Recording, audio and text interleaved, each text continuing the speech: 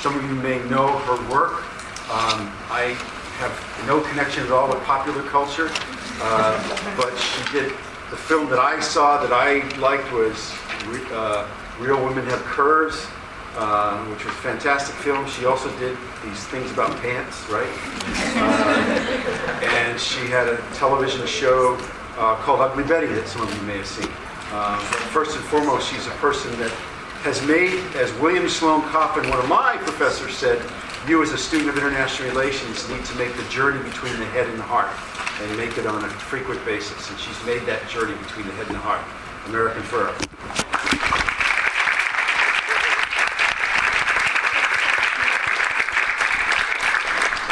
Hello. I did sit right here in the class with Lanny. And that journey he's talking about, I made here at school. And I was about 17 when I first started working as an actor, and I had made just the first two films I'd ever made. One of them was Real Women Have Curves, and I always wanted to go to college and still get my education, even though I always wanted to be an actor, and I never knew kind of how those two things would ever work with each other, and it kind of revealed itself to me in my first year of college here when I was a freshman, and I was born and raised in Los Angeles and a product of the Los Angeles Unified School District. Do you have any of those in here? LEUSD. Well, I was a very good student and I had really good grades, but I was very shocked at how little I knew about the world when I came to school here, and how underprepared I was to talk about the world, because I didn't know much about the world outside of, maybe I took U.S. history 3 times, but I never really point out Afghanistan on the map before 9/11. So my first year here was really difficult, and there was a professor called Dr. Andrus, who most of you will never have had the pleasure of hearing about or knowing, because he passed away when I was like a junior. I think he passed away. But my freshman year, I had the luck of being in his class, and I was going through my own internal crisis about discovering that there was so little I knew about the world, and I had decided that my path in life was going to be an actress and be as successful as I could be, and have as long and as fruitful a career as possible. And now kind of school and my education was revealing to me that not only was I learning about the world, but I actually cared about the world. I sat in this class, in Landy's class, and Andrus's class, and cried my eyes out almost every day, because a little bit about what was happening, but also at my own ignorance. So I felt like the lectures were boring too. And the lectures.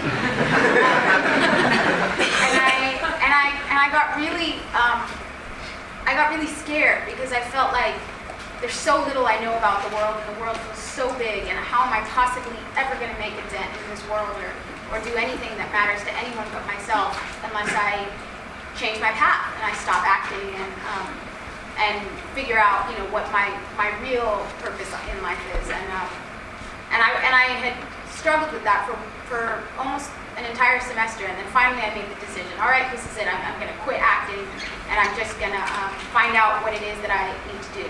And before I did that, I went into Professor Andrus's office hours in BKC, and I sat down and I just started sobbing. And I said to him, I don't know what I'm going to do. All I know is that I have to, give up my passion and find something more important to do in the world.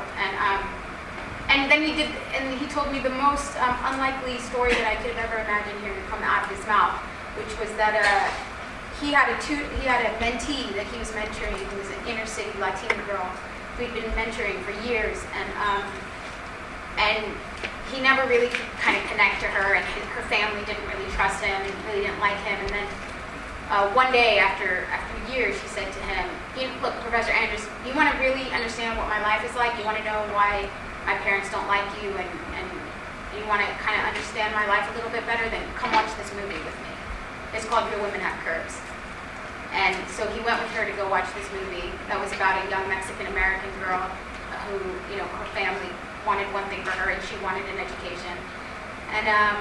And then he went and talked to her family about the movie, and then showed the movie to the family, and then sat down with this girl and his family and her family and had a conversation about how can you support your daughter in her dream to want to get an education. And I didn't know Professor Andrus even knew I was an actress, much less that he'd seen the one of one of the 2 movies I'd made at that point. So it was a shock to me. But what he really wanted me to understand was that my passion and what I loved doing in the world had the power to be a tool and not just a frivolous kind of piece of entertainment, if I chose to use it that way. And so in that moment I realized I didn't have to give up what I loved, and also I could try and find a way to link that to the other things I cared about. That doesn't mean that every single role I choose is about changing the world, or every single, decision I make in my life is about making an impact. I'm a human being and I live my life for me, but there is a way to leverage the power, whether you ask for it or not. There's a certain power that you get when all of a sudden people are watching you, and cameras go where you go, and people listen when you talk, and a lot of people don't like that power because it's scary, because then you are responsible in a way for every word that comes out of your mouth.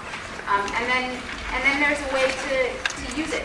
And for me, it just felt natural after my education here at USC and studying international relations and learning about the things I cared about, to use that power for something that I cared about. And another thing that Lamb used to offer us extra credit for volunteering for JEP and this thing called Peace Games. And you had to go into these elementary school classes, these elementary schools that are just right here around this campus, and teach games that were meant to get across communication, sort of the very basic ideas of communication to children in the inner city who, come from working households. Parents aren't always in the home. They're exposed to as much violence by the time they're in 3rd grade than probably most of you in your entire lives. And so you have to go into these classes and teach them the kind of basic skills of communication. And that was another thing that changed my life, because I realized at the end of a semester of seeing these kids once a week and playing games with them, that it actually made a difference in their lives, that they actually cared, and that they felt cared about. And so I went from feeling so hopeless about how big the world is and how scary it is to ever think that one person can make an impact in the world, to realizing that change is possible. And it's possible on this huge level, and it's possible and just as important on the micro level, on the small level of one-on-one, changing a kid's life in front of you because you showed up 1 hour every week for 16 weeks. So that's sort of the journey I went through when I was a student here at USC, and then in the past few years, since I was on my TV show, I got to actually kind of step that up a little bit and start doing things on an international scale. And I signed on to be an ambassador of education, early childhood education, with Save the Children, and I've traveled with them to many places. One of them was Mali. We flew to Bamako, Mali, and we went to a bunch of rural villages and visited these villages that had, some of them didn't have schools, some had schools built out of straw and mud, and it was all very moving and life-changing, and it was a wonderful experience for me. And how did that really impact those people in their lives? Well, in one of the villages, I raised money to help them rebuild their school, because their school was basically falling down on the children, and the kids there wasn't enough room in the classroom for all the kids to sit. So that was a very small way in which I helped and impacted those kids in that village. But what Save the Children got out of it was press, and they got pictures everywhere. In Variety, I went on CNN and talked about it. I went on The View and talked about it. I talked about it as much as I could wherever I went when I was promoting my movie or my play or my TV show. They'd also ask me, and what else are you doing? And then I could use that platform to talk about, I just went on this trip to Mali, Africa with Save the Children, and they're doing amazing things with their early childhood education programs. And for Save the Children, that meant increased visibility, increased validity, I guess, and also donations flooded in. Not only for the school that I was building in Mali, but for Save the Children in general, which enabled them to do more work. So that's, I guess, a story of how, an issue that was important to me met up with the right organization, and we went out, and I had my experience that I loved and was able to make my micro change, and then And then obviously with technology and with media and with all the other things that we were just talking about, they were able to capitalize on that. And then I've also, just last year, went to Kolkata, India with Nicholas Kristof, who's a journalist for the New York Times. He wrote a book called Half the Sky. Have any of you guys heard of that? I recommend it wholeheartedly. I read the book and loved it. Felt very empowered by it because he wasn't just talking about the ways in which women are oppressed around the world. Yes, there was that. But he was also talking about what kind of activism works and what kind of activism actually doesn't work. It actually works against the goals sometimes when people aren't educated about what's the best way to help a certain community that you're trying to help. And I loved his book. And then PBS wanted to produce a 6-part documentary based on this book. And they thought, how do we make this interesting to people? So they created this format where they were going to do 6 basically short documentaries, and in each about a different country, a different group of people, a different organization, a different empowering woman in her community that made a choice that had these huge ripple effects. And so how did they want to get that across to women and men in America sitting at home watching PBS? They decided that in each of these 6 parts they were going to have a well-known or recognizable actress be the kind of on-camera guide. So Diane Lane went to Somaliland, and Meg Ryan, I can't remember where she went, and Eva Mendes and Olivia Wilde, and I went to Kolkata. So we got to be the audience's eyes in that moment. We were on camera having the experience for the first time, seeing the conditions that children lived in, seeing the conditions that 16-year-old prostitutes had to live and work in. And so we got to just be the audience, we got to just be the person that the world related to, because it was new to us and it was new to them, most of the people who'd be watching it. So that's another way in which, this, and Nick and his wife, Carol Dunn, who also wrote the book, they wrote it together.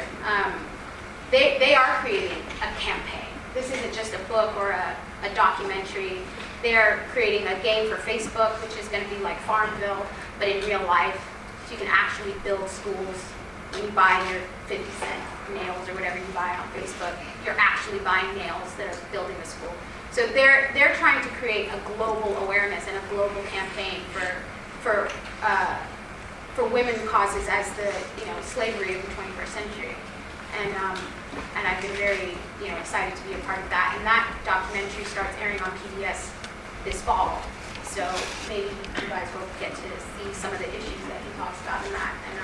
And we worked with NGOs when we were there. I can't remember, I think it was called the International Justice. I can't remember what the NGO was called when we were in Kolkata, but there was a very interesting NGO that we worked with.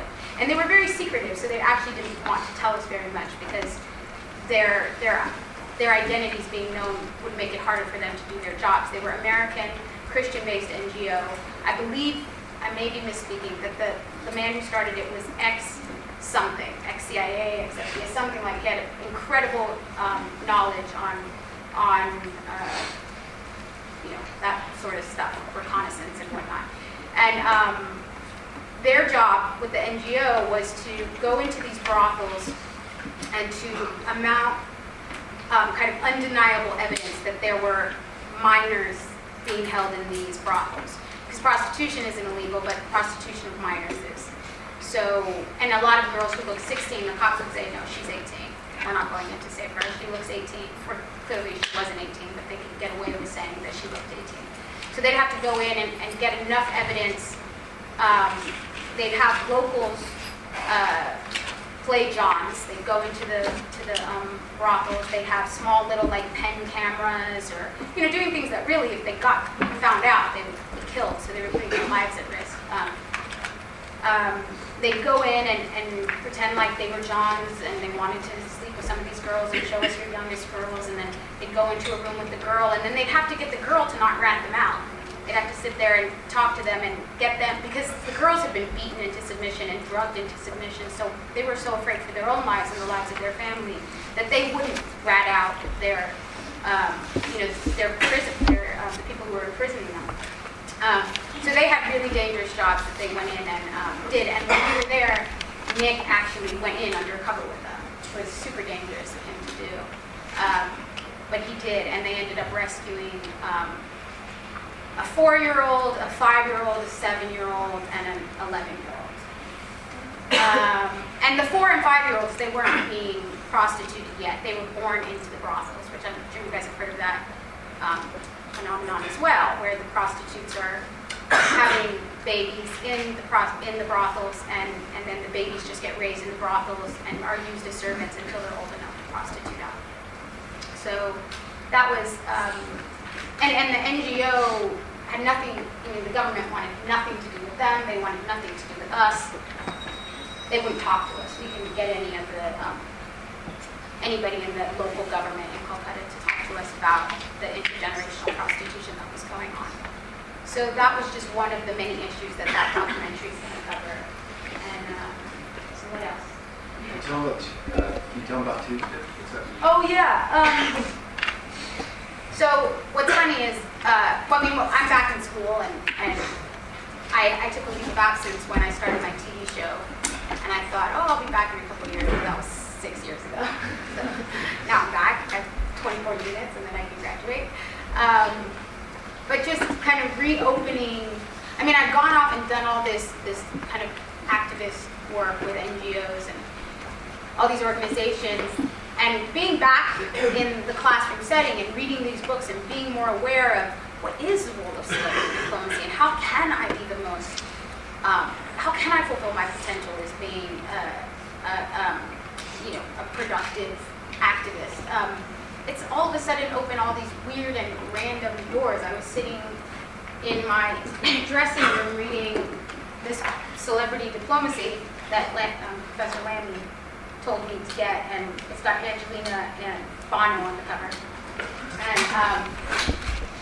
And I looked at my email, and an email came through, and it was from Bono's assistant. And they're all getting together in it's so funny because you go around saying, like, listen, it's not like celebrities all live in like one little cul-de-sac and they all wave to each other and say hi, which is true. They're not like that. But every now and then there are these very strange, weird moments where exactly what you think celebrities do, they're doing. And this is in the best sense of the term. They're holding a dinner, Bono, hosted by Bill Gates and George Clooney and Angelina Jolie and Matt Damon and Sean Penn and Julia Roberts. And they're not getting together to toast their nominations and their wins and their money and their fame. They're getting together to talk about all the work that they've done independently in the world, internationally, and with their own money and their own time and their own resources, basically putting together this convention for these celebrities who are out there doing their work to come together and talk about what's being done and what is the best possible way that this group of people with this very strange and rare type of power, how they can come together and figure out how do we best do our job?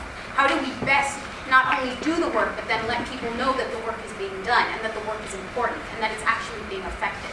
And so I don't know what's going to come out of that little meeting, convention, dinner. I'll go and maybe report back about what it is that they talk about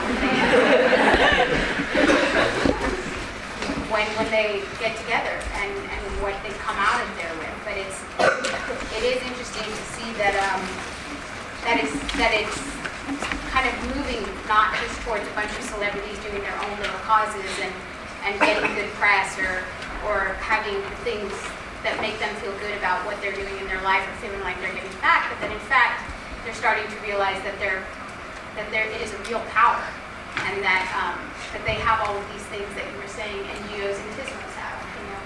We have the power of leverage and the power of accountability when we can prove that it's working. So it feels like a very alive and like a field that is yet to be kind of discovered. Really. Do you have any questions?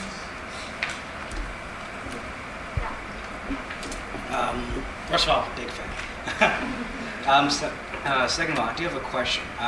They say get involved with Save the Children and other NGOs and organizations. Now, do you find at times that you pursue these organizations, or do they come asking for your assistance more often than not? Right. The question was, with my involvement with organizations like Save the Children, do they come find me or do I go and find them? And that's interesting. It happens all sorts of ways. For me, we kind of found each other. They sort of seen me out in the world. You know, it's like an organization picks something up and says, oh, America's talking about how she was a student at IR and how she loved, volunteering in these early education programs. Let's get in touch with her and see if she wants to be an ambassador for us. So it's a bit about what you put out there and about what comes back to you. I didn't particularly seek out Save the Children. I didn't say I want to work with Save the Children. They sort of came to me for that, but they didn't just come to me because they're like, oh, I saw Ugly Betty last night. America would be good. It was because they'd seen, oh, this is something she cares about. And as it says in this book, and everyone who I speak to in those organizations, whose jobs it is to find celebrities to bring light to their programs, it works best when it's coming from within the celebrity. As cheesy or corny as that sounds, it's got to be something that matters to them enough to educate themselves, not only in a way to just talk, to be able to go out and say, hi, I really care about, cleft palates. It's when there's a personal story attached. For me, my parents are Honduran. I'm first generation.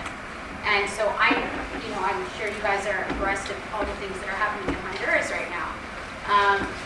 But for me, when I get to go out and talk about education, I'm not just saying I care about education. I'm saying I am very aware of the fact that, for me, the difference between the life that I have now and a very different kind of life is the opportunity that I had in education and the ability to talk about it from a real personal place that matters. And I think people know the difference.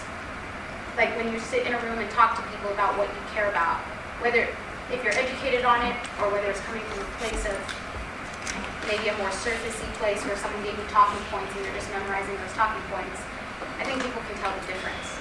And the effectiveness comes from when it's really integrated into what the person cares about.